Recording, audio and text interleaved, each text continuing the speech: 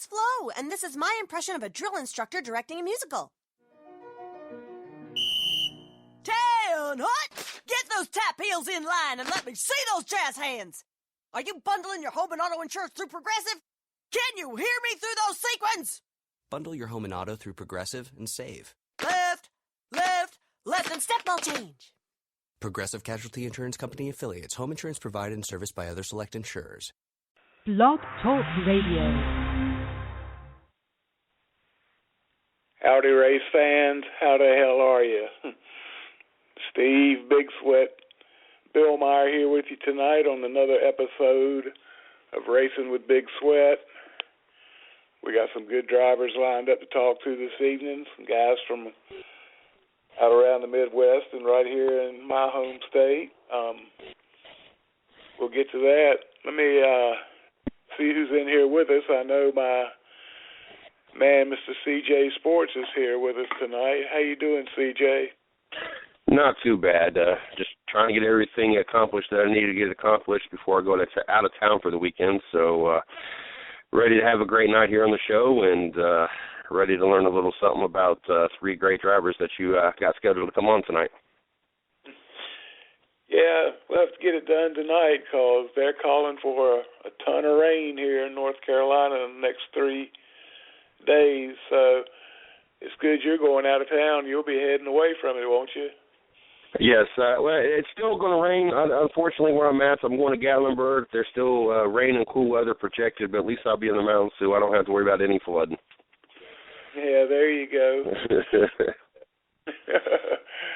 Yeah, I remember when I used to live in Kitty Hawk out on the Outer Banks, and you get a hurricane in like this, and you're all the time seeing pictures of the beach road at Kitty Hawk, and the beach comes right up to the shoulder of the road now. It used to be about 60 or 70 yards away from the shoulder of the road, but it overwashes pretty bad up there, and that was where I was living when I lived at the beach, and man, there'd be so much water on the road you couldn't even try to drive through it. It'd kill your car. Mm-hmm. So got those unexpected vacation days, times like this when the hurricane's coming in. Yeah. Oh, it's crazy. This weather's crazy down here. It was already bad enough that I'm not going to say bad enough because we were technically in a drought. A lot of people didn't know that down here in North Carolina. But it's bad enough that we got rain for the last 2 weeks already, and then now you throw a hurricane on top of that. So I can only imagine what it's going to be like this weekend with flooding and everything. Yeah, it'll be an interesting weekend. It's kind of like the people from the northern states laugh at us when we get snow down here because we just go absolutely berserk. But when you get any sign of a hurricane heading up that way, they start getting a little crazy, and we're sitting down here just making sure we've got enough ice to keep the beer cold till power comes back on. We just keep on keeping on. Mm-hmm. I wish everybody the best of luck this weekend. I'm not sure exactly when it's going to hit. They're talking anywhere from sometime early tomorrow, getting effects of it all the way through Sunday. And I shared something on Facebook. It was interesting because someone was making fun, and they did one of those memes making fun of the meteorologist trying to project where this hurricane was going to hit, and just lines everywhere and hearts and drawn in and everything else on the projected route. So I was entertained with that, but I do hope that everybody is okay with this and nobody loses anything that is significantly important to them. Property is here nor there, but it's always unfortunate when people lose things that have sentimental value. So I hope that it shifts its direction and it continues to go up north and versus hitting on the coast, and maybe we'll get lucky. Yeah, definitely. So I kind of like those forecasters will show you a half a dozen projected paths, and you look at them, and one of them's pointed due west, and another one's pointed due east, and I'm like, y'all can't even decide the basic direction it's going to go, but you're forecasting where it's going to go. I don't pay much attention to them. I just kind of look out the window. Yeah. See how hard it's raining and go by that. You know, I was kind of shocked Tuesday morning when I woke up because, you know, for the last couple of weeks, I don't know where, you know, I know we're about an hour or so apart. I don't know what the weather temperature-wise was there.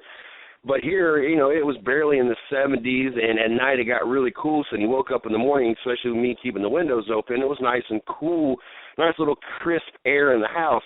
And Tuesday morning, that's when the humidity had changed, and Tuesday and Wednesday were extremely humid and warm.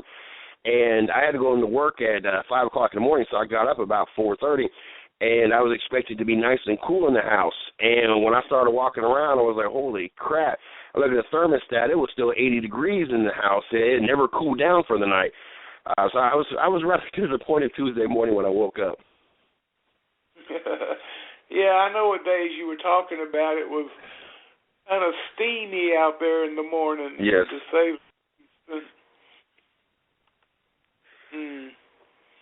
Yes, well, it was.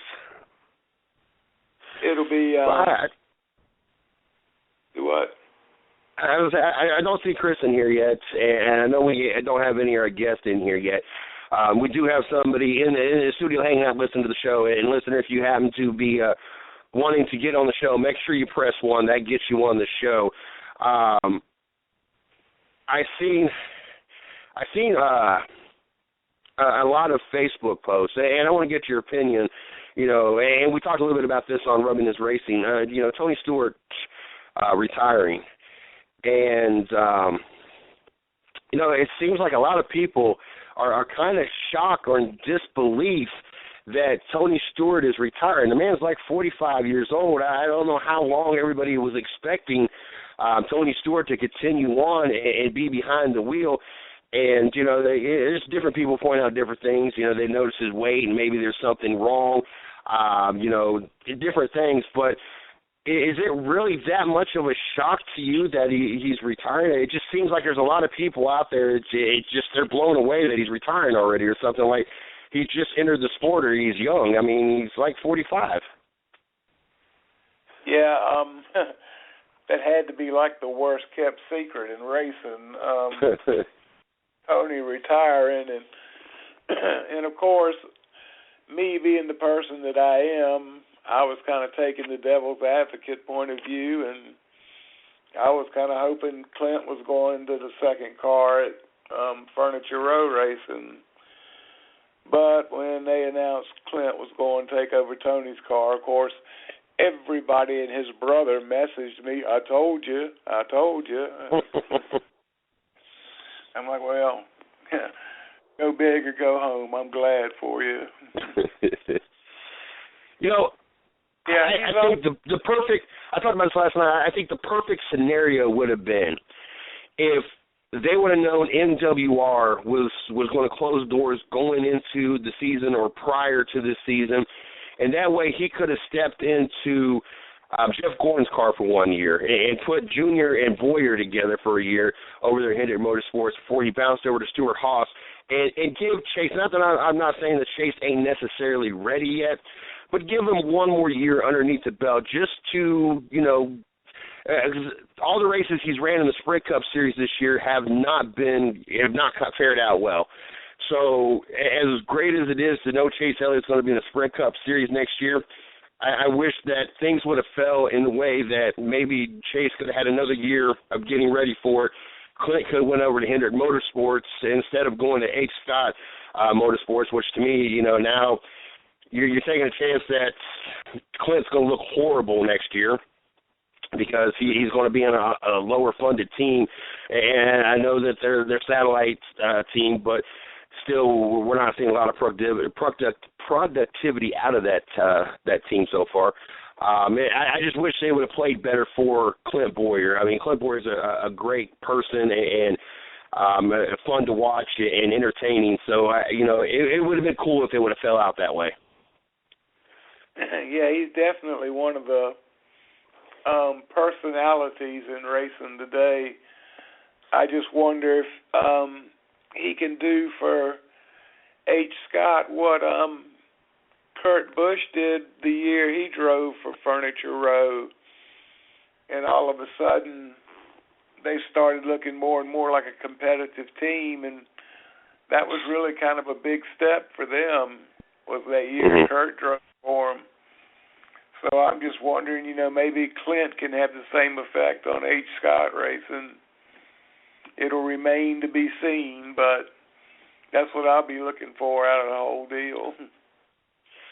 Now, we got a call in the studio. I'm going to go ahead and plug them in. They are wanting to come on the show. That is one of your first guests. We got Dylan Spain in the studio. So I'm going to go ahead and plug him in for you, Steve, and let's go ahead and get this party started. All right, this would be a good man to start off with, too. He was a force to be reckoned with in Legends Car this year, picked up a few wins in the championship. Let's talk to him and see what's going on, see what his plans are. Say hello to Dylan Spain. Dylan, how you doing tonight, bud? Pretty good. How about you? Oh, I'm just glad to be here, watching for the rain. Y'all all set up in case we get a hurricane? Yeah, we were planning on doing some racing up in Concord this weekend, but they made a wise decision and canceled that one. So. Yeah, a lot of stuff getting canceled ahead of the storm. They just don't even want to take the chance. You're racing on the small track beside Concord Speedway, aren't you? Yes, sir. That we race on the short track out back. They used to run some Legends on the big track, but they don't do that anymore. Wow, I bet they were honking there. Yeah, that's a pretty good little field down there. There's a lot of competition there. That's worth the trip going, just to be able to run against some strong cars. Oh, yeah, there's definitely some stiff competition. We went down a couple of weeks ago. We were running second, but we had some bad luck running into us right there at the end of the race. Took us out for our chance to win, but it's definitely a fun trip every time we go up there. Well, how'd your season go so far this year? I noticed you were running some at Southern National Motorsports Park in Kenly, North Carolina, and Wake County Speedway, the Bull Ring here in Raleigh, North Carolina. How'd you do this year? We've had a really good season. We won the track championship out at Wake County, and we've picked up a few wins out at Southern National and a couple more wins at some different tracks over North Carolina and Virginia. And we've as of Sunday, if the points stay the way they are, we'll be the North Carolina state champion for the pro division. So, all right. Now, that's a strong year for sure, bud. Congratulations on that. So y'all travel around, all around the immediate area, Virginia, South Carolina, and Tennessee, maybe? Yes, sir. We've been up north as far as Shenandoah this year, and we went down to Dillon for a race in January. So. That's a nice little track they've got in Dillon, too. I've been down there for the late model races. Yes, sir. That's a very fun track. It's tight corners. Definitely. So, how old are you now, Dylan? I'm 18. I swear, man, they start them young now. I'm impressed. That's a strong season for an 18-year-old to rack up the wins and championships that you did. That's pretty impressive. Thank you. What got you started in racing? How old were you when you first sat down in a race car? I think I was 7 years old, and I raced flat track, circle track go-karts out at Johnston County Speedway. Mm-hmm. That was definitely a long time ago, but that was probably some of the funnest racing I've ever done. And I still race with a lot of the same people that I used to race back then today. So y'all all kind of grew up as a group at the same time, huh? Yes, sir. So you started there at 7. How long did you race go-karts? I raced go-karts until 2009, and then we moved on to Bandoleros, which are they run with the Inex division. It's kind of the entry division. Then you move up to Legends, and we raced that until midway through 2011. Then we started running the Legend car, and we went into late models for a little bit, but that just kind of got too expensive, so we went back down to Legends. Yeah, well, Legends are a little bit easier to budget, and the way you're going, you're bringing in some money back, so that's working out pretty good for you. How do you like driving those Legend cars?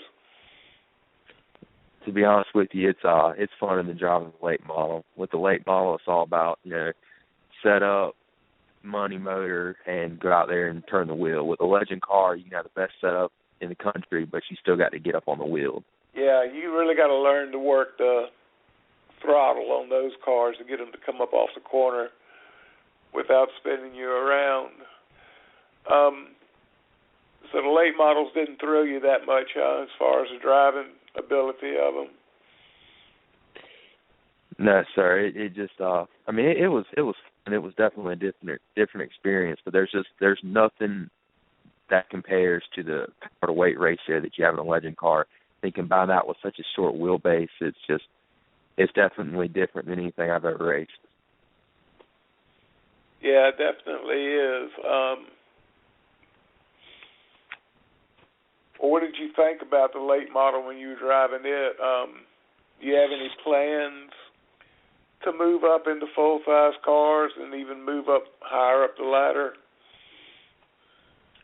I'm definitely open for any rides if anybody's offering, but as far as immediate plans, I'm planning on sticking with the Legend cars for a while and just kind of doing that. We got a team going. We set up some cars for some local drivers and bringing some income for my racing. So I'm kind of liking where I am.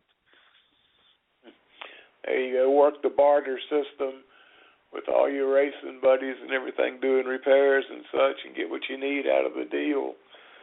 Does anybody else in your family race? Sir? Does anybody else in your family race?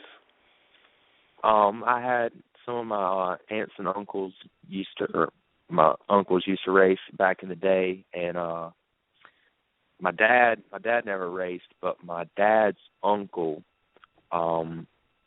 he's the one who built Southern National. So wow. That was a lifetime ago, but yeah. Yeah, I remember when the McLam family opened that place up, and it sure changed over the years. Yes, sir.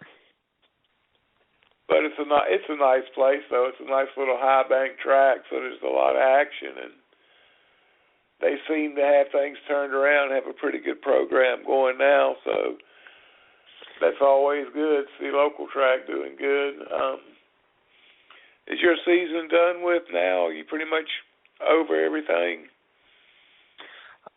We have, as far as regular point season, that ends on the 4th, so that's over, but we still have a few races coming up. We're planning on running the Extreme Racing Series race at A Speedway. That's $1,000 to win in a few weeks, and then we got the Spooktacular at Southern National and Concord, and the Thanksgiving Classic. That's pretty much what we got left for the season.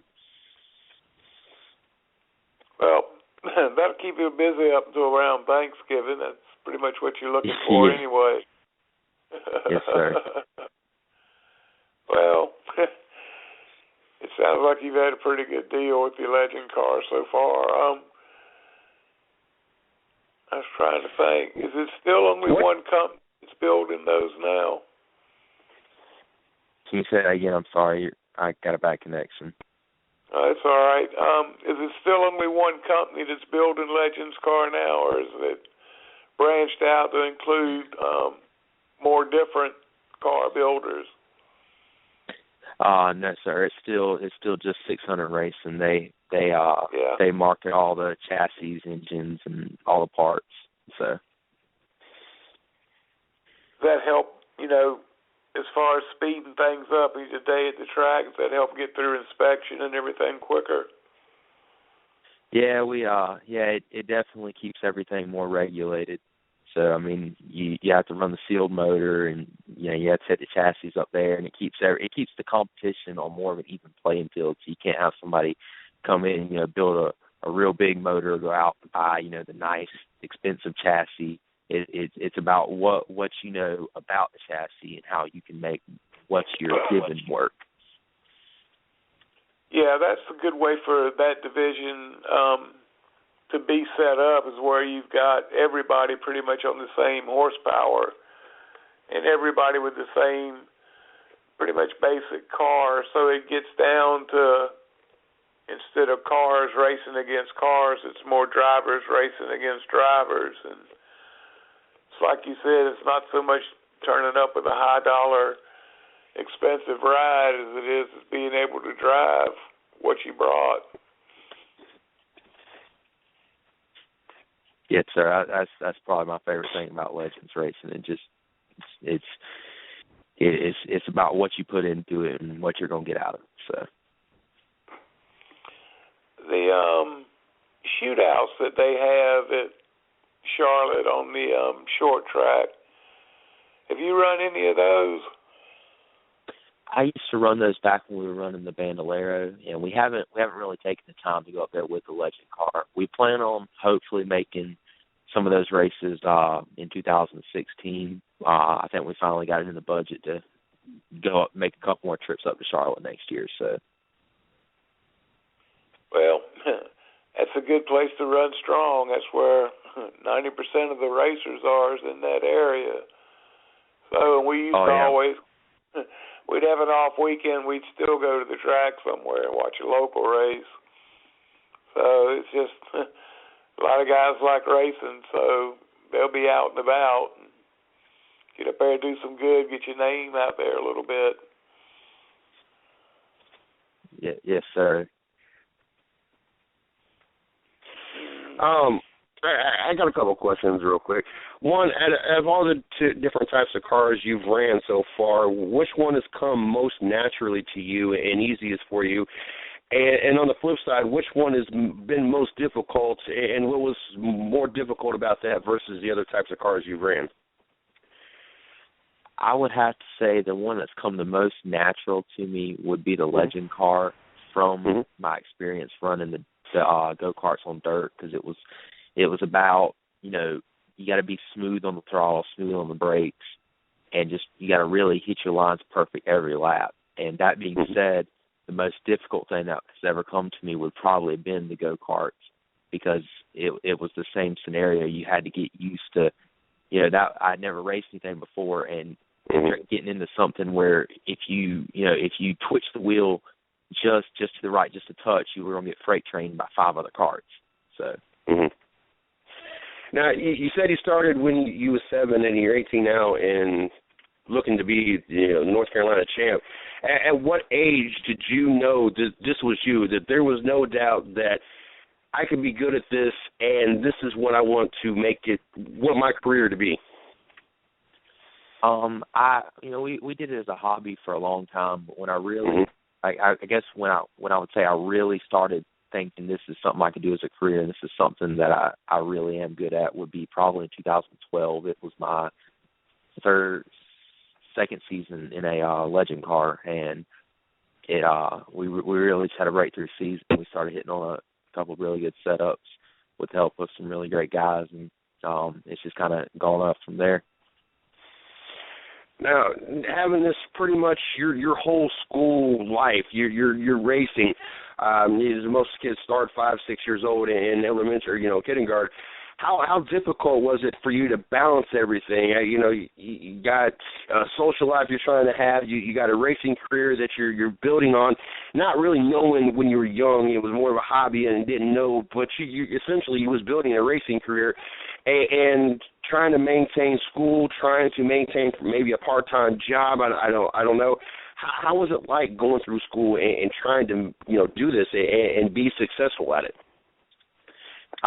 It's definitely a struggle at times. Like right now, I'm a freshman in college, and one of my biggest struggles is I got 4 days I'm allowed to miss, and I'm going to use 3 of them in a couple of weeks for the national championship race.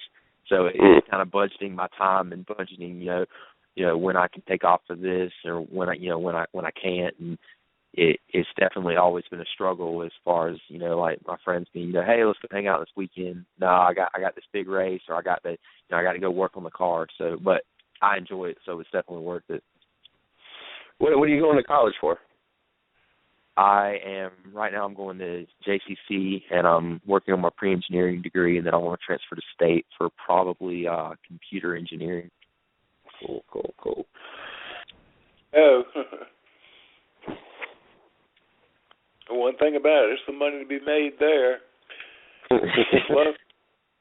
Plus, it'll give you a foot in the door if you ever want to go to work for one of the race teams up there in Charlotte. Yeah, it's definitely a growing field. Everything's just getting more and more computer integrated. It's something I really have a passion for. So. Yeah, see, I was in the pre-computer age, and now, I mean, I don't want it to sound wrong or anything, but you don't really have to do a tremendous amount of thinking. You can get, with all the programs and everything they got now, if you can just get the problem typed in there, it'll give you an answer as to what you do. It'll probably give you about a half a dozen or so different answers.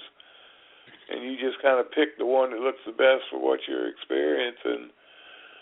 Because I've noticed if crew chief's not actually looking at the car out on pit road, he's hunched over looking at that computer and checking up every now and then. So it's definitely more of a going thing now, and it'll be interesting to see how far NASCAR lets them go with it. I mean, it's taken forever to even get them into fuel injection, so it'll be interesting to see how far along they go now. You've started up front a lot, I'm sure, on restarts and stuff like that. What do you think of this, all this controversy they're having on the restarts in the Cup races now? I saw where they've doubled the size of the start box at Dover now, so it's twice as big as it was. But what do you think about all that? And is there anything they're doing that you can use on the track? I honestly, in my opinion, I mean, if the start box is bigger, the leader starts the race. So, I mean, if, you know, I race out at Wake County Speedway, and you know, they have a line, and it's like, this is where you're going to start, and this is where it's going to be every single lap. And that takes kind of the, you know, I'm not saying anything bad about the track, because that is one of my most favorite tracks to race at, but it takes a little bit of the, you know, not the challenge, but a little bit of the, like, a mindset, you know, like, hey, you know, the second place car can, you know, try to get a jump or something like that. He can set it up. You know, if it's more off of where the leader, he's, you know, he dictates the start, and it's more of an advantage to be first on a restart instead of second, where you can try to, you know, judge your mark and get a jump, if that makes sense. Yeah, it does. But you're right. It's a lot of gamesmanship that goes in on restarts between the two front row cars. I was trying to think, I don't know where I read it, but there's some tracks where the leader is the front row. The second row is the second and third place car and on back. But they give the leader the front row by itself, since he is the leader, and that way it guarantees him starting the race. So I don't see Cup Series adopting that, but, you know, a step in the right direction was increasing the size of the start box. We'll have to see where they go from here. While we got a second here, Dylan, take a moment to give a shout-out to anybody you want to recognize, sponsors, family, crew, whoever. First off, I'd love to thank my dad for everything that he's done for me throughout the years. I definitely wouldn't be racing if it wasn't for him. he works 2 jobs and still comes home and helps me on the cars every night. So, I just want to thank my mom for letting me do this, and my grandpa for coming out to the track with us every single week. He's probably missed 5 races since 2007, and the sponsors, Spain Custom Painting and All-Star Auto Mart, Graphics Unlimited, U.S. Legend Cars for just making us great cars every week, and you guys for letting me come on and talk to y'all. Yeah, I want to say something real quick before we let him go.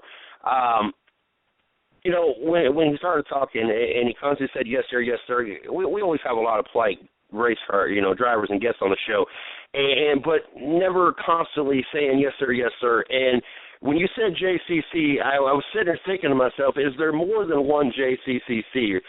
And then when I looked you up on Facebook real quick and saw where you're from, I'm from the same neck of the woods. I lived in 4 Oaks and worked in Smithfield. So I know exactly where you're going to school at this point, and which explains everything to me because I had the opportunity to live in Johnson County for a couple years, and that's got to be one of the most polite, highly quickly developing areas in probably North Carolina. I know that for a while it was the quickest growing county in North Carolina. But I just, I applaud you because you're well-mannered, but once I realized where you're from, it explains everything. I dated, that's where my ex is from. She actually grew up in Princeton. But, I'm from that neck of the woods, so I know exactly where you're from, and it was just really cool to know that, we were probably close to being neighbors at one point in time. Oh, that's definitely a small world. Yes.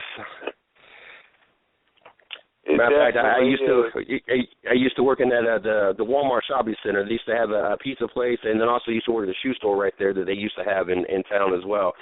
As a matter of fact, it was in Johnson County because I always wanted to stay at the Becky Log Cabin the whole time I lived there, and I never had a reason to. And since I moved here in Fayetteville, we went back and hung out in Smithfield and went to the outlets and everything a few months ago, and I finally got the opportunity to finally stay in Becky's cabin right there when you jump off I-95 on the 70 exit. I believe it's exit 95 or 93, I can't believe, off of I-95, but finally had that opportunity to stay over there for once. So, yeah, definitely a small world. Yeah, it's definitely it's a growing town, and oh yes, it's changed a lot. That whole county has changed a lot. Period. Yeah, they're doing some growing down there. Since both of y'all are from Johnson County, I assume y'all know where the Cleveland area is. Oh yeah. My brother, that's where he lives, and he has a model shop in Benson that he runs. And if you ever need any 1/24 scale model cars, I mean, he's got some from way back. But he's got all that hard-to-find stuff, so check him out if you need to. Dylan, let us know how we can keep up with you, how we can follow you on social media. I have a Facebook page, and my mom's probably screaming at me right now because I never keep it up to date, but Dylan Spain Motorsports. And you can add me on Facebook, and that's probably where I do most of my updates. So. All right, well, keep us informed on how your last few races of the season go, and good luck to you, and congratulations on having a big season. And thanks again for coming on. And, while I'm thinking about it, message me back your mailing address, and I'll send you some Snafu seasoning, the product our sponsor, Mr. Jimmy Haywood, puts together. It's pretty good stuff. But, yeah, send me your address, and I'll mail you some out. And thanks again for coming on, Dylan Spain. No problem. Thank you guys for having me on. I will do. All right, nice talking to you guys. Yep. Have a good night. All right, so we got another one lined up. Yes, sir. This would be Bo, correct? Yes, sir. This dude is a champ too. His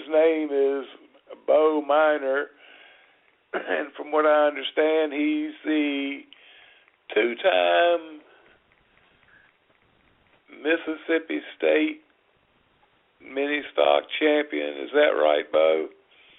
Yes, sir. That's correct. All right, good deal. Glad to have you on tonight, Bo. How you doing? I'm good, man. How are you guys doing? I appreciate y'all having me. Oh, we're doing great up here. So how'd your season go this year? How'd you do? It's actually gone pretty well so far. We haven't run a whole lot, but we've ended up picking up 8 wins on the year, and my dad runs with me. He's got a win, so we've got 9 wins so far and about a 15-race schedule. So it hadn't been too shabby so far. It doesn't sound like it at all. No, sir. That's not a bad season at all. You race against your dad? Yes, sir. We race my dad and my brother, actually. My brother's been running a crate late model, but we've got another mini stock that he goes to some special races with us, and so we all three kind of run against each other. How's that like? How competitive are you guys amongst each other with it being family, and 2, how special is it for you guys to have that opportunity? Because not every, even race family has that opportunity. Man, it's some kind of special. We've been doing it I started at 14, he started at 13, and so we've been doing it for years. But you can ask my mother. She's had to put her foot down a time or two. It gets a little too competitive. I can imagine. But it's really good. I think his first win we finished 1, 2, 3, and then the next week we finished 1, 2, 3 again. So it's we've had a couple of those, and it's a whole lot of fun. I can imagine how competitive it's got to be. I'm a very competitive person as well. And for anybody that's a little bit older and listening to the show, I'm going back to Nintendo days. We had the Tecmo Bowl. And any guys out there that had Nintendo, they played Tecmo Bowl, especially if you had anything to do with sports. And I can remember the one time my brother beat me with less than 30 seconds on the clock. I was beyond. I put my foot through the wall. That's how aggravated I was. So I can imagine your pride being out there in front of everybody on that track, if it be with your father, your brother, how that could escalate to leading back to the house and things get a little out of hand as well.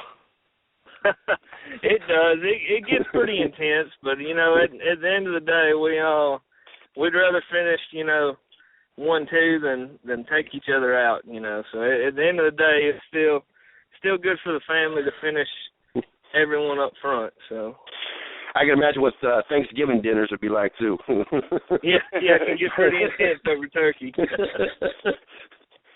Yeah, I imagine there's quite a few real quiet breakfasts around there. Yes, sir. So it's your dad and you and your brother racing neck and neck. Where's your home track at? We run Columbus Speedway, the bull ring in Columbus, Mississippi. That's where we call home. That's where we keep ending up at. What kind of track is that? It's How big is 3/8. It's a 3/8 high banked oval, just kind of grassroots racing. It's a whole lot of fun. It's real high banked, and it's kind of what me and my brother especially cut our teeth on. Yeah, high banks and dirt track racing is the way to go. I really enjoy that. It's cool racing there to me. Well, it's obvious how you got into racing. How young, what age did you start racing? I started at 14 and started in mini stocks at Columbus. Actually, ran my first race at Columbus and won my first race at Columbus. And there you go. That's the way to kick the door open. Yes, sir. How old are you now? 27. You've been at this quite a while then.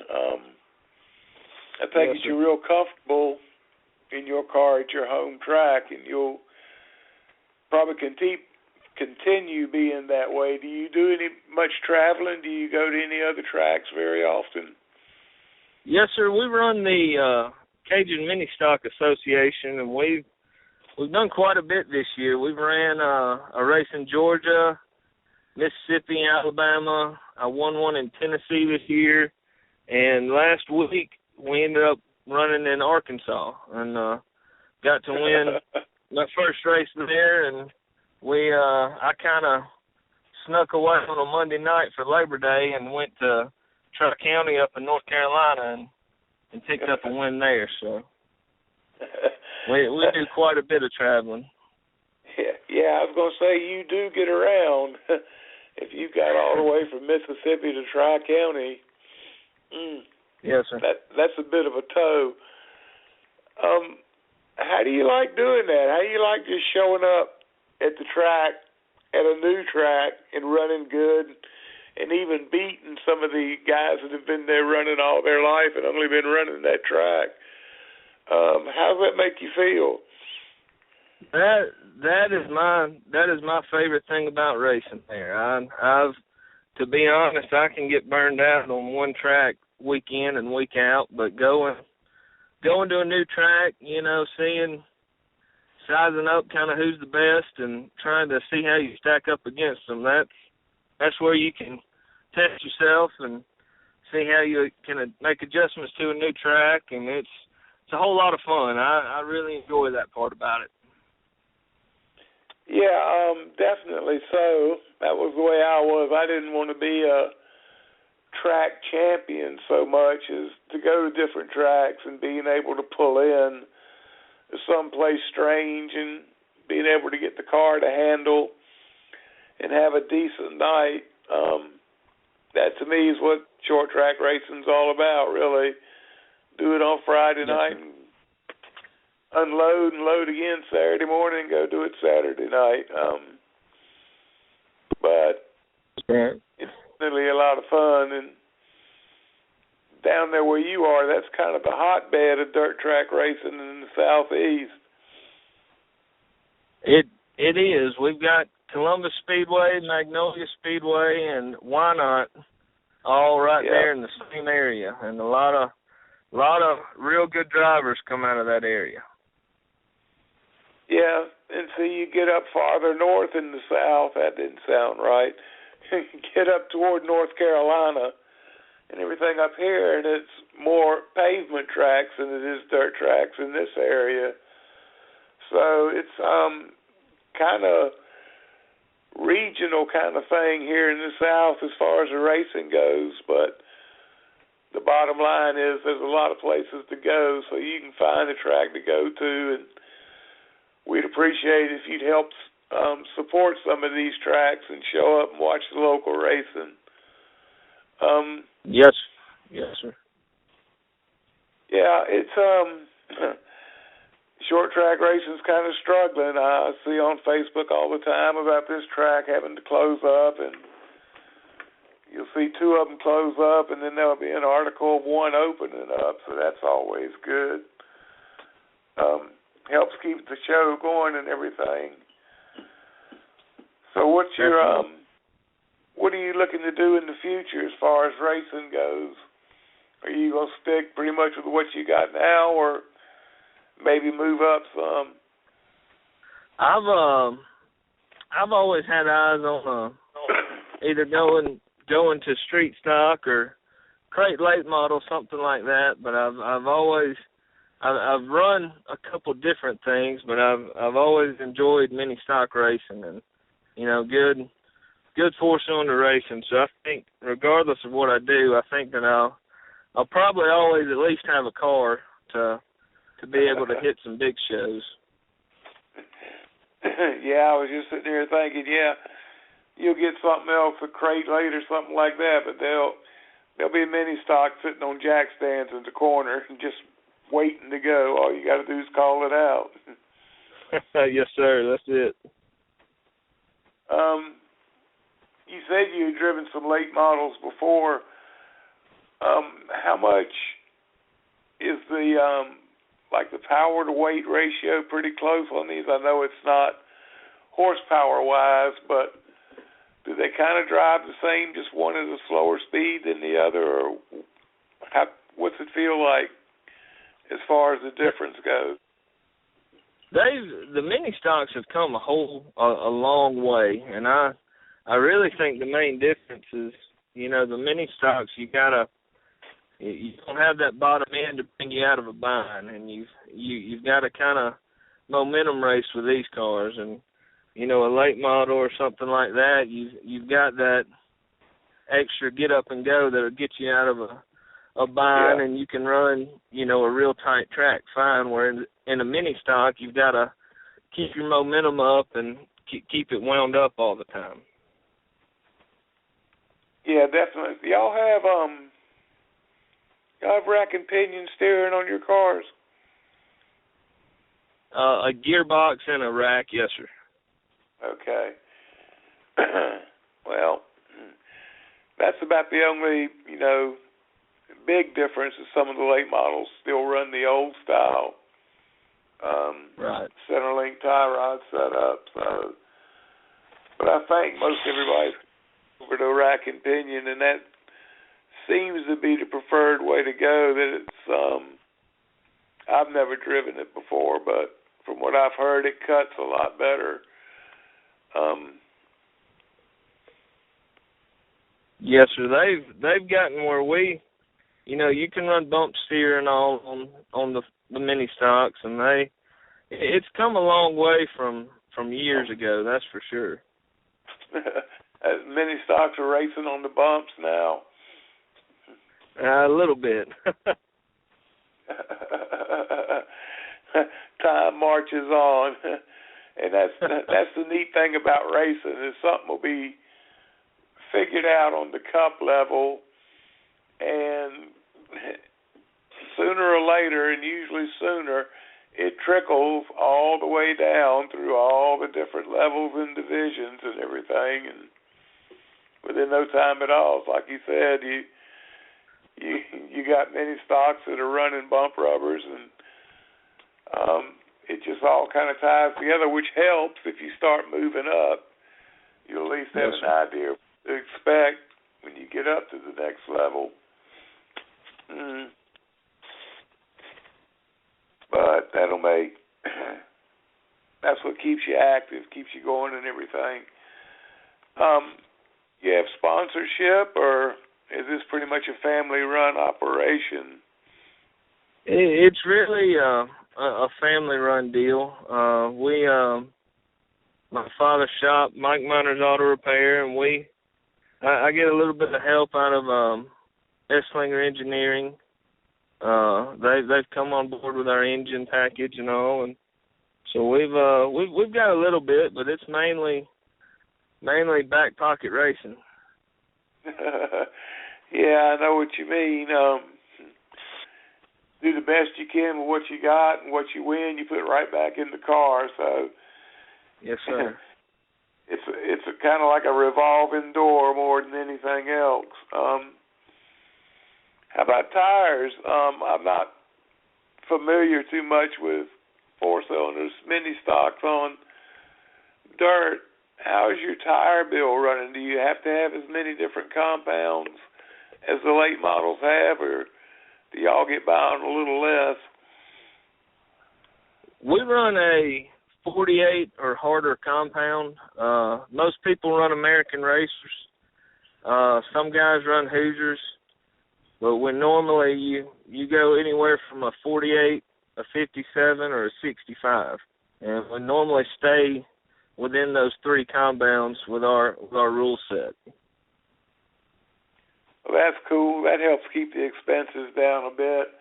I was talking to a guy that's in my group, NASCAR and Other Racing, and he was talking about some of the go-kart guys he races against. They've got 80 to 100 sets of tires for a go-kart. And I'm like, well, surely there's not that many compounds out there. What's the difference in them if you got to have so many? And he didn't really have an answer for that, but I just can't see having 400 go-kart tires you got to try to keep in sets and keep up with and everything. That just sounds like a headache to me.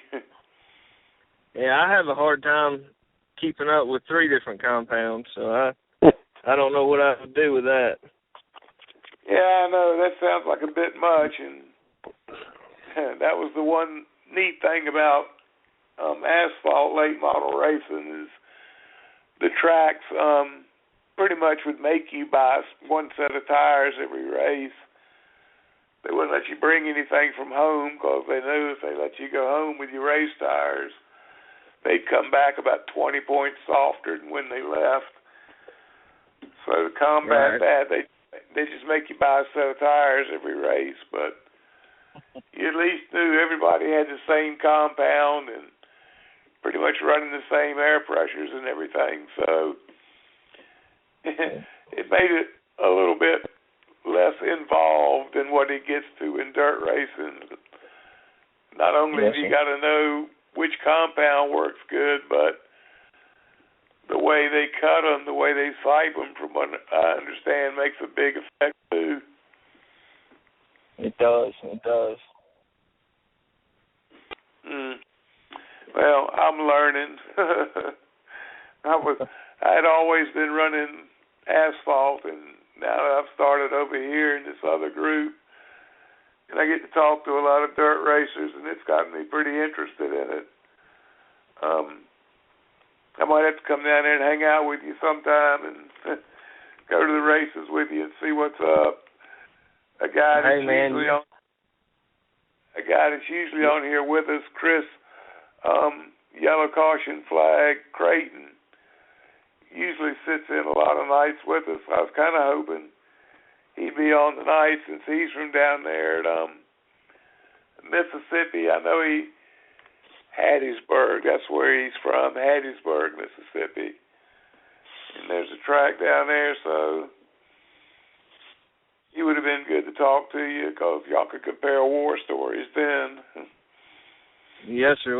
We know Chris, and we'd be happy to have you anytime you're in this part of the country. Just let us know. Yeah, well, Chris wants to come up here and see some of the asphalt racing we got going on, and I'm just as interested in going down there and watching some dirt track racing. So we're trying to coordinate it as far as what time of the year we want to do it, because being in the South there's not much spring. It goes to kind of cold, really hot, real quick.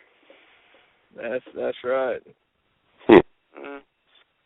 But I wouldn't live anywhere else. Love it down here. I always find some place to go racing. There you go.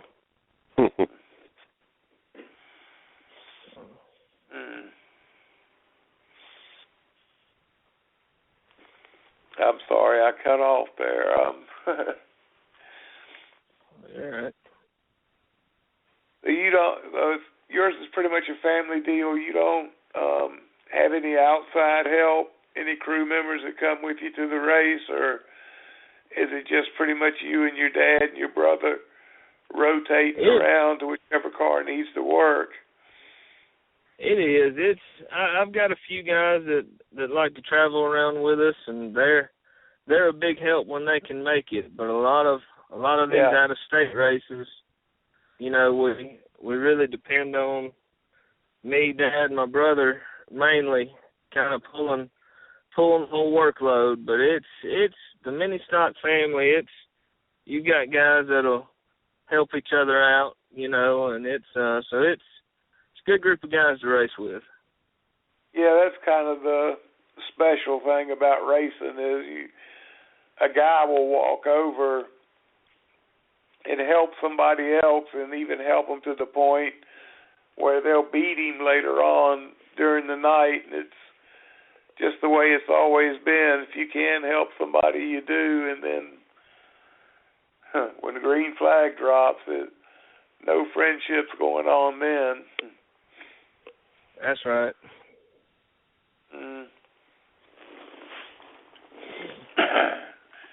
So y'all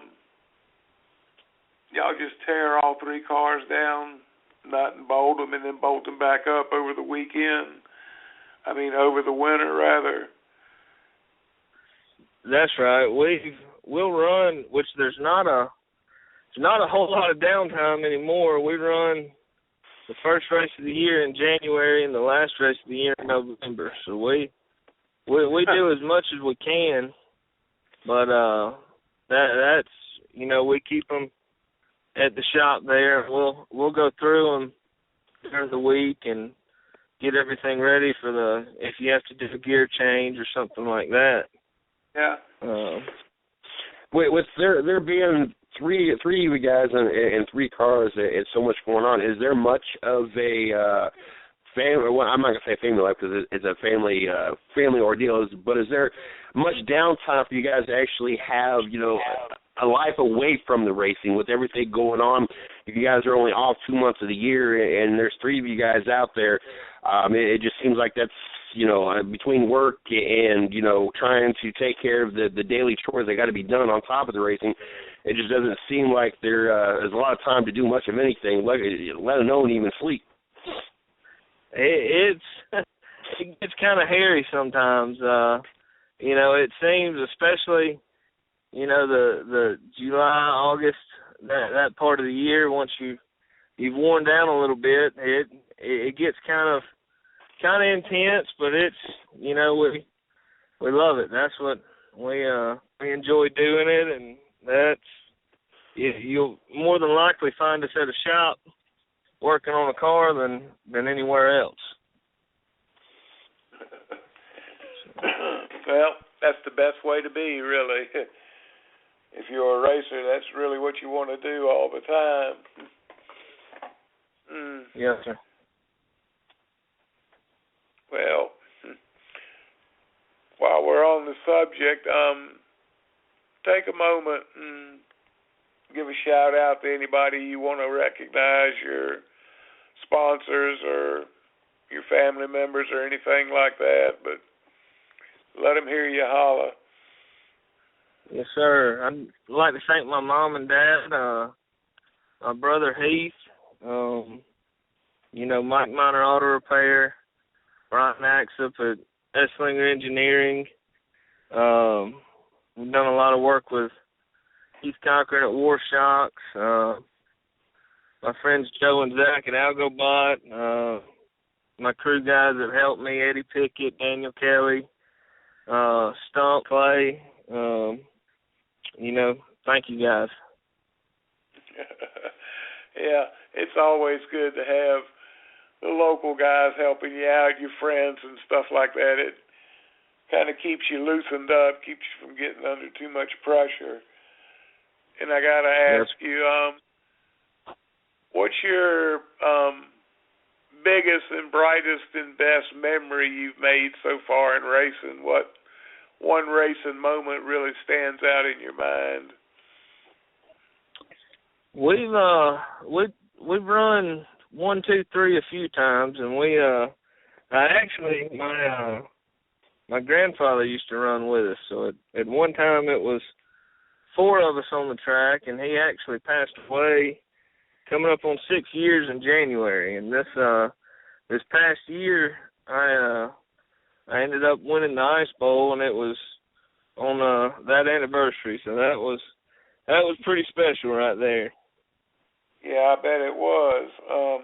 Well, that's pretty cool, and that's pretty neat having all 4 of you, 3 generations out there at once. Along that same vein, what's your most embarrassing moment at the track racing? What's something that happened that you'd rather forget and hope everybody else does too? Oh, goodness. I'm sure I have at least one of those every weekend. So.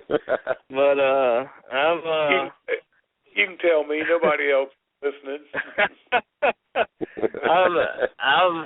I've come out of 4 a couple nights and just bonehead, just can see the checkers and mess up and spin it out. And I've done that and done some bonehead moves in lap traffic, and just I've done too many to count.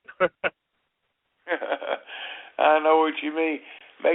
makes you wear out a pair of shoes kicking yourself in the butt, huh? That's right. That's something that the wins, you enjoy the wins, but those nights, they keep you up at night. Yeah. There's usually a lesson to be learned, too, and it's one you just don't forget. You go, I don't want to do that twice. Once was enough. Yes, sir.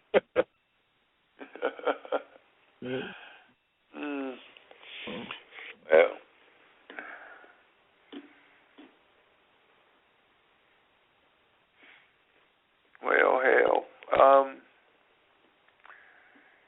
Well, Bo, we're going to let everybody, while I'm thinking about it, let everybody know how they can follow you on social media. I kept seeing your name popping up, and I kind of got interested in it and been looking to see what you've done. So let everybody else know how they can follow you. Yes, sir. I've got a Facebook page, Bo Miner. I normally keep up with everything racing. My dad, myself, and my brother on that page, and we kind of really just keep everything up to date on there. So just friend me on Facebook, Bo Miner. Good deal. Oh, I meant to ask you, between the three of you, what numbers do y'all run? It's funny, my dad started at 22, and when I started, I took 22, and he went to 2. And my brother was at 21. Well, he's at 15. My grandfather was at 1. And so now I've taken over the 1, and Dad's stuck with the 2, and he's stuck at the 15. Well, that's cool. There's no rhyme or rhythm to that, you know. Instead of having 21, 22, and 23, y'all stretched it out a little bit. Yes, sir. But that's cool. That's a good way to be. Is there any meaning behind any of those numbers for any of you guys? 22 that's been Dad's number since he started, and that was, 20 some odd years ago. And when I came along, I was 22 in baseball and about everything else I played, and so I kind of took it, and he shortened it when I started, and then my granddad run 1 for years, and when he got out of it, I drove his old car for a little while, so I had a little bit better luck with 1 than the 22, so I just kind of stuck with it. Gotcha. That's cool. It's always interesting to me when you talk to drivers, especially. It's not so common in other sports, but drivers usually there's some kind of significant meaning behind the numbers, what numbers they choose. So it's always cool to hear that. Yes, sir, definitely. It used to be, I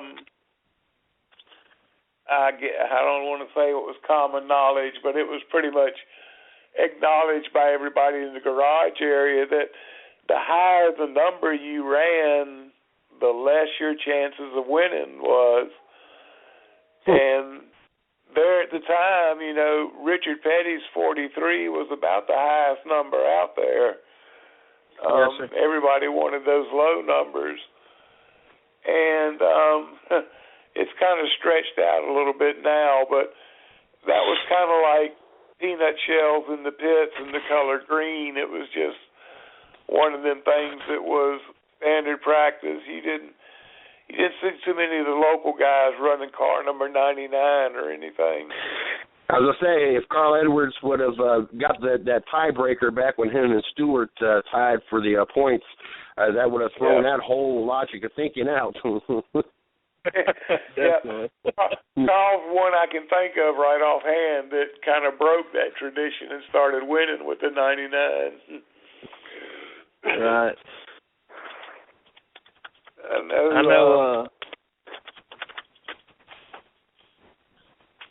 I know it's both ends of the spectrum. I know Mike Boland won in Mississippi with 222 for years in a late model, and then, you know, Bloomer's as low as you can go with a 0, so I guess he's putting it to the test.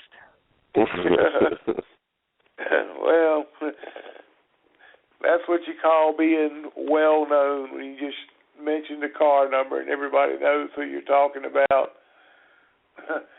And one thing about Scott Bloomquist is there's no middle ground with him either. Everybody either loves him to death or hates him, one of the two.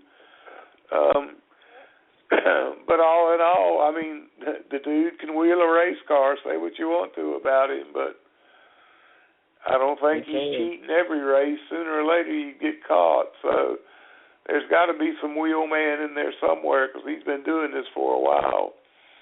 That's right.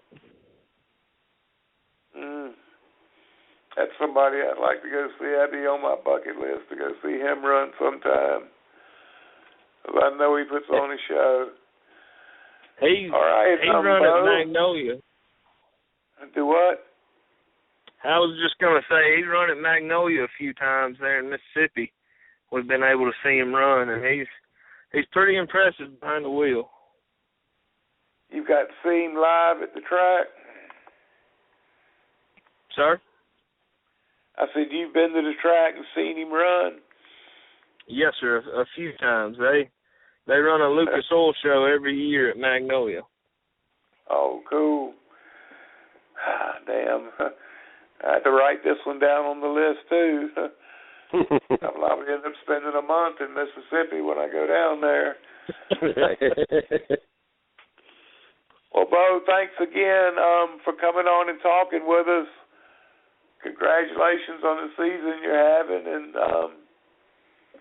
keep up. Let us keep up with you, see what you're doing. Let us know how things are going, and maybe we can get you back on with your dad and your brother. Have all three of you on at once later on in the off season. We'll try to do something. Message me back your mailing address and let me send you some snafu seasoning.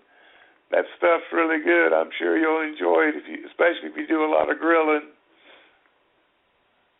Yeah, I always do at the racetrack. There you go. Well, send me your address and I'll send you some. Will do, sir. I appreciate you guys having me on. You guys have a good night. You too, sir. All right, you both. We'll talk to you later, bud. All right, sir. All right, bye now. Well, let's go ahead and wheel another one on in here while we're hot and rolling.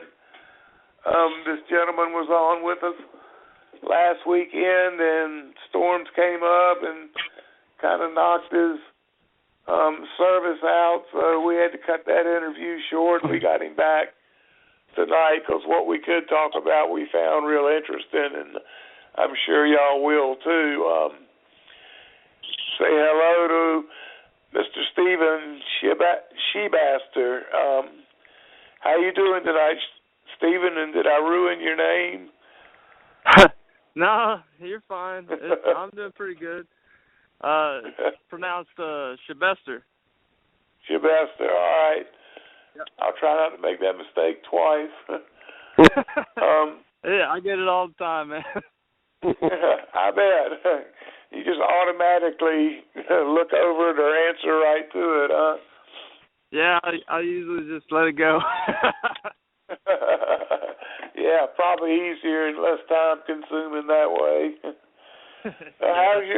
We've been asking everybody else. I'm gonna ask you, how's your season gone this year? Season gone decent. We had a lot of top fives. Not as many wins as the last 2 years, but we got 6 wins so far, so I wouldn't call it a super bad season. A lot of top threes, a lot of top fives, just a couple top tens, barely any DNFs. So I wouldn't say it was horrible, but not as good as the last 2 seasons that we've had, where we got 14, 15, 16 wins a season, but Ow. I guess we'll take a soft season. Yeah, but like you said, you scored a lot of top threes and top fives and stuff, so you were at least consistent. Yeah. The Oklahoma game for the the micros, what we've been running mostly this year, and it's tough, man. There's a lot of good drivers in them. You know, you got Frank Flood, Scott Sawyer, Factory One House Cars, and all them guys, man, they're tough. Yeah, I've heard of Frank Flood. I've seen his name mentioned a few times. Yeah, he's going on. He's going on, I think, 50 wins this year. Jeez. Yeah, he's rolling pretty good. You get up here on the asphalt tracks, and we can't even fathom running 50 races a year, much less winning. Yeah. I couldn't afford going 50 races a year. I tell you. Big shows.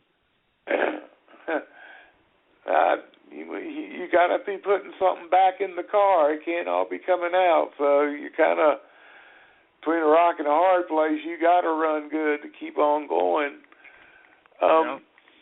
What do they do to get that many runs in? They run like Thursday, Friday, Saturday, and Sunday? They run mainly Saturdays. You know, we got the big shows that run Friday and Saturdays down here. But they run at least 3 classes a night in the micros. You know, you got non-wing and A-class and outlaw. So they run all 3. So you got 3 chances a night to win something. I didn't know that. See, I'm learning something all the time. Wow. What got you interested in racing? What's your background in it? How young were you when you started? My background goes back to my grandpa. He was a drag racer. He did a little bit of drag racing. He died pretty young when my dad was about 17. And my dad was drag racing motorcycles back then, and he was traveling all around. And when his dad died, he couldn't find nobody to travel with him no more, so he ended up getting with one of his buddies from his hometown, and he was into dirt cars, so he started racing old 100-inch modified sprint cars at the fairgrounds out here. And he started doing that. I was born. He was racing 2-barrel 360, like OCRS here in Oklahoma. He did that forever, and till I was 9 years old, and he retired and sold his car and bought me a micro, and I started racing restricted then. I've been in the micro sprint game for 15 years now. Damn. Well, that's pretty interesting then. How long are you planning on staying with it? Are you comfortable enough where, you know, this is as far as you want to go, or are you looking to move up even higher? Well, it's always nice to move up higher. You know, as every driver's dream, you would love to do it for a living, you know? Yeah. Mm-hmm. Not have to work, do what you want to, do what you love for your job and continue on that way. But it's, you know, it's getting harder and harder, find money and get something like that. But, you know, we've done the sprint car deal with 305s and stuff like that. Drove a couple 360s, and we've traveled down that road a little bit. And, you know, we've always ran the micros, even doing all that stuff. It's always fun, and there's always a bunch of competition. Even the newer guys that are moving up, getting harder and harder. And then yeah, I bet it is. Yeah. 2 weeks ago, we went and bought our first midget. So we're gonna start racing POWRi West and POWRi National with that midget we just bought. Last year I ran a midget for a guy out of Texas, and kind of got me really interested in it. You know, we did pretty good in it when we weren't having little gremlins running around in his car, and it got me fired up about it, and I wanted one, and I talked to my sponsor on my micro stuff, and he finally said, "Let's go get one." So I said, "All right." There you go. now that's a sponsor you take care of there. Yeah, he's helped me out for about say 3 or 4 years now, and always been pretty good to me. So gotta thank you for that. Yeah, definitely. So good guys like that are sometimes hard to come by. So it's good you got hooked up with one. Yeah. How many races do you usually run in a season? In a season, it's hard to say because we're one of them teams that if there's big money involved or anything like that comes up, we'll be there. You know. Yep. You know we went. I know we went. What you say. Yeah, we went to Illinois this year. You know, chasing some big money and stuff like that. You know, we got a 12,000 win and the micro stuff coming up here in 2 weeks at Port City, the Outlaw National deal. Yeah. It's coming up. It was I think 140 cars last year. Oh man. That's definitely what you call a full field there. Yeah, it's full field, and last year it was 140 cars. You practice on Wednesday. It's a full show on Thursday, and the top 4 out of that lock in. Full show on Friday, top 4 out of that lock in, and then Saturday they fill the rest of the 16-car field up, and then you got 20 cars, so or 24 or whatever. And we ended up locking in on Friday night and ended up finishing 3rd in the Saturday night main event, and it was a blast. I drove for a guy out of Oklahoma City, and we had a lot of fun with that.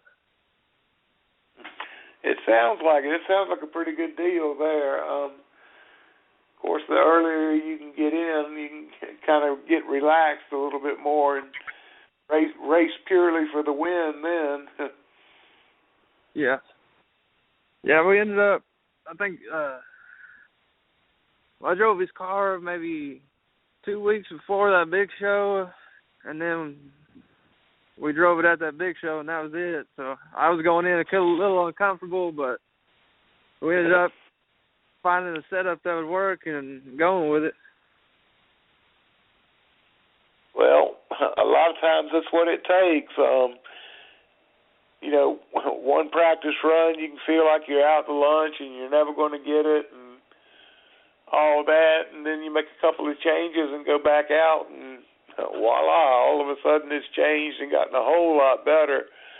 And that just pumps your attitude up and makes you better, and the attitude thing kind of spreads among the team, and pretty soon everybody's pumped up and ready to go racing then, see what's going to happen. Yeah. Yeah, that guy I drove for, he had a so I'm used to driving the Panhard bar micros, and he had a Jacob's Ladder micro with 4-bar, you know, and I didn't know how I was going to work. He also had gas shocks, the factory canes, and I'm used to running oil shocks all the time, and yeah, I was like, this is a totally different setup from what I am, but he assured me that it would work, and it did. How long did it take you to adapt? Just a couple of laps? You know, we went out for a weekly show there, and we ran a stock motor then with the big wings, and it wasn't too bad. You know, we're just trying to get the feel of the car. Ended up making some torsion bar changes at the end of the night and on the weight, and ended up being a lot better at the end of the night. But to the Outlaw Nationals in practice, and went back, changed a couple deals on the Jacob's Ladder, try to help the car hook up a little quicker, and man, it turned it on right then. That was what you needed there, huh? Yeah. Yeah. My dad's brain hooked in, and he took off with it. Well, that's the hidden advantage you got. Got somebody there that's already run through that and experienced most of those problems and probably remembers what he did then to cure it. Mhm. Yeah, that's exactly what he used to do with his sprint car, and he tried it on that micro, and it worked. But he's been with me every step of the way, since I was 9, and he knows what I like and what I don't like, and he can hit it pretty quick. Yeah, and y'all got the added plus.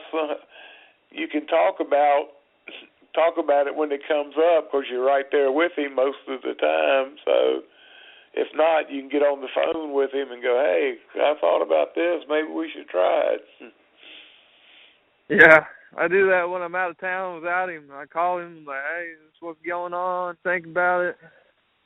He tells me his opinion, and we figure it out.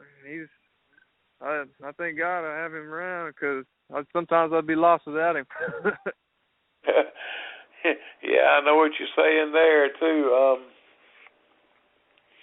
Well, take a minute and give a shout out to anybody you want to recognize, your sponsors or your crew, your shop dog, whoever. I'd like to thank Melmark Pipe and Supply in El Reno, Oklahoma, Guardian Tubular in El Reno, Oklahoma, Select Coatings in Oklahoma City. You got Victory Fabrication in Memphis, Arkansas. You got Kaiser Wheels, Iowa. Infinity Shocks, Indiana. Bad Boy Motorsports in Falls Valley, Oklahoma. Metric Cycles Racing Engines in Tulsa, Oklahoma. And Shoulders Racing Engines in Texas. Well, you about got Oklahoma covered. Yeah. We've done pretty good. We got a lot of people that help us out, here and there. And, we got some good dudes that help us out. And I got to thank them all, man. They pull through when we need it. Yeah, it's even those little things that get done and taken care of that make a difference at the end of the day. You take all those little things and build them into a bigger thing if you get enough of them going your way.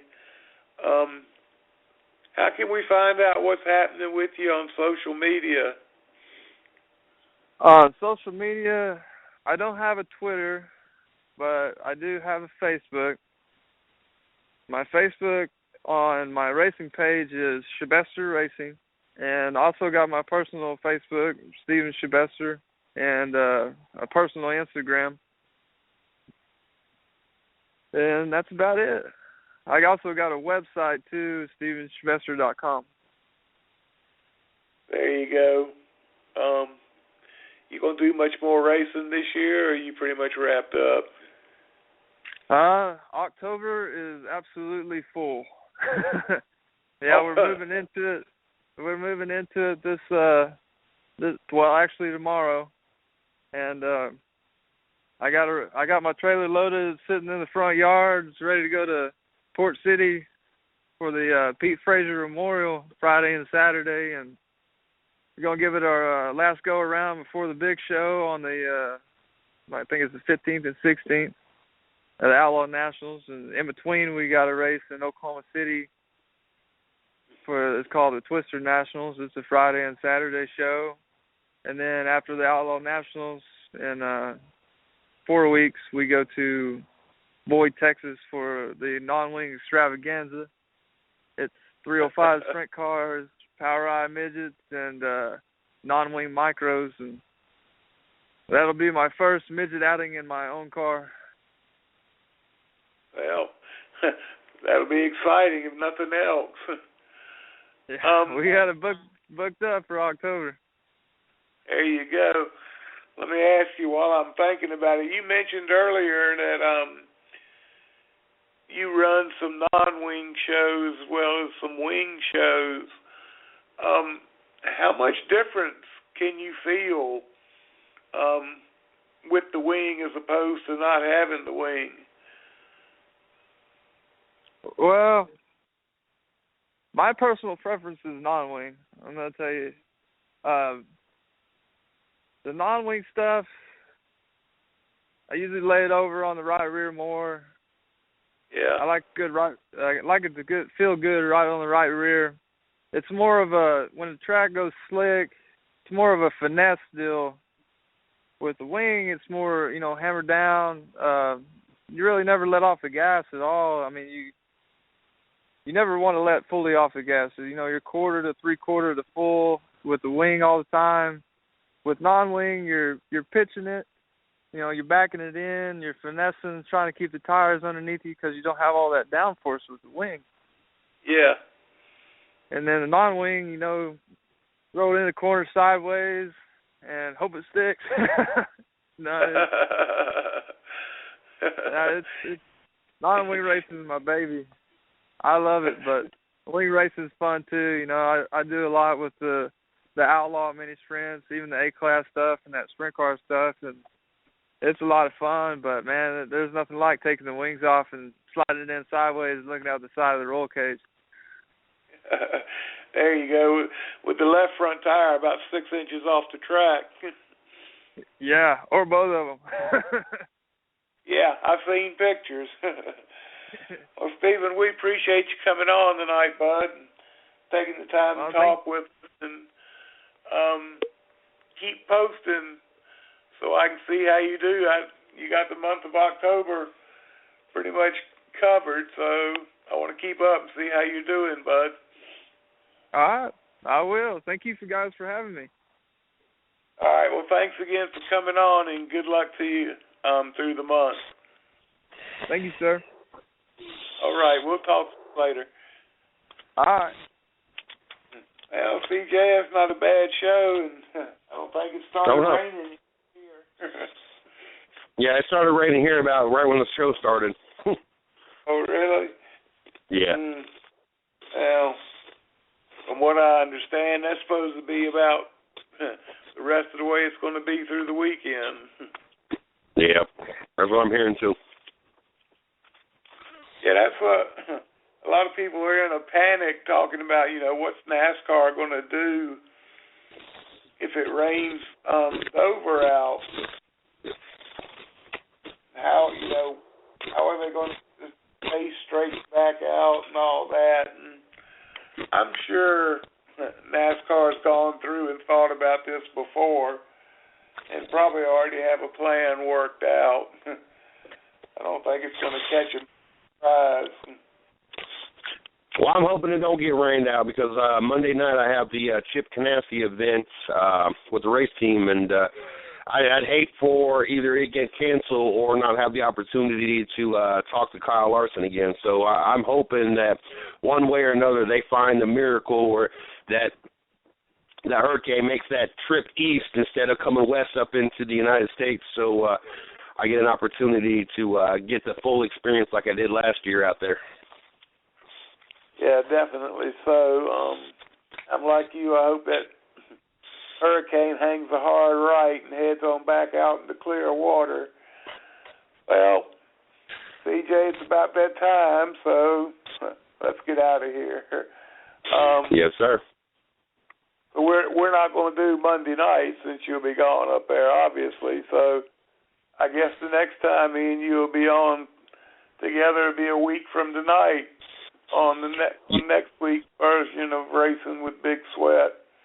Yes, sir. And don't have anybody lined up yet, but we'll come up with somebody, trust us, and there'll be somebody interested. We'll be looking forward to it. Yeah, absolutely. CJ, again, thanks for having me on and letting me do this, and enjoy yourself up there at Chip Ganassi, and I'll talk to you sometime over the weekend, the first of the week. Yes, sir, most definitely. All right, bud. Y'all take care, and thank you, people, for listening in. We'll talk to you next week. See ya. Good night. The fun never sets at Busch Gardens Williamsburg. And this fall, it's like 2 parks in 1, with fun by day and fright by night. Catch a ride on our world-class coasters, like the amazing new Tempesto. Then things get eerie in the evening at Busch Gardens Howl-O-Scream, including Unearthed, Scarlet's Revenge, each Friday, Saturday, and Sunday through November 1st. Save a bundle when you book a Busch Gardens weekend getaway. Park admission with hotel starts at just $50 per person per night. Visit buschgardens.com/VA for details. Restrictions apply.